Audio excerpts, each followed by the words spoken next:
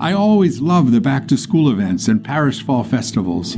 I know that they are great community builders. Now I invite every Catholic in our archdiocese into a practice ever ancient, ever new, reclaiming the peace, rest, and leisure of Sundays with the Lord, who is the giver of all good gifts, and with our families.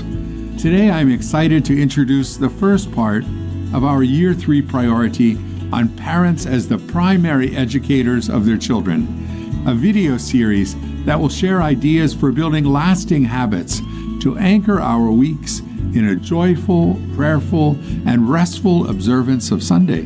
We've asked people in various roles and stages of life across our archdiocese to share about their experiences and practices of the themes in our recently released Reclaiming Sundays guide, namely prayer, rest and recreation, beauty, invitation, no tech Sundays, elevated conversation, breaking bread, community, screen-free Sundays, creation, and service.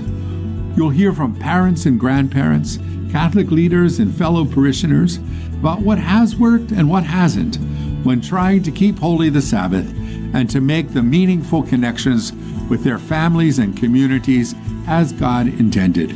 We encourage you to watch these videos in your parish small groups, school communities, as a family or individually, and to join our efforts to reorient our Sundays and our entire lives to reflect the gift of the Lord's Day. The religious teachers, by their false interpretation of the Scriptures, have changed the law of the Lord, especially the Sabbath commandment. In this they have in a marked manner apostatized from God. They have accepted false theories, teaching and living their falsehoods. It is in vain that these falsehoods are received as truth.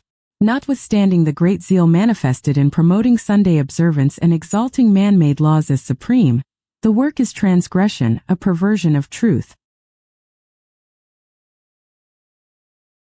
All man-made laws to make sacred that which bears no sanctity in the Word of God are in vain.